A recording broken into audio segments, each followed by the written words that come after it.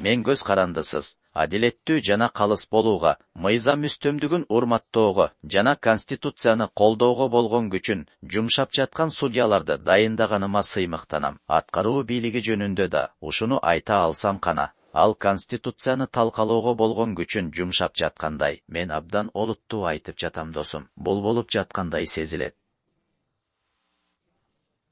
Билесиңерби, алар муну көп учурда четте отурган Конгресстин жана өлкөнүн эң жогорку сотунун жардамы менен жасап жатышат.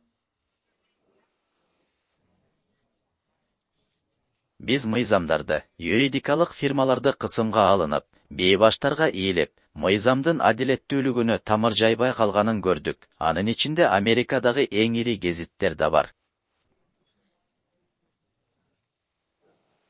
Биздин саясатчылардын айрымдарынын бул өлкөдө мыйзамдуу түрдө жүргөн иммигранттардын үй бүлөсүнөн ажыратылып, өмүр бою билген жалгыз үйүнөн кишенделип, сүйрөлүп кеткенин көрүп, кубанып жатканын да көрүп жатабыз.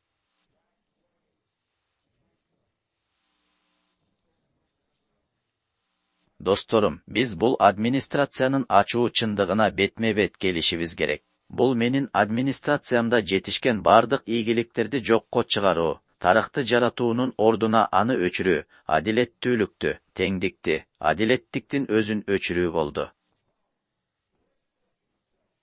Бул апыртуу эмес, бул факт.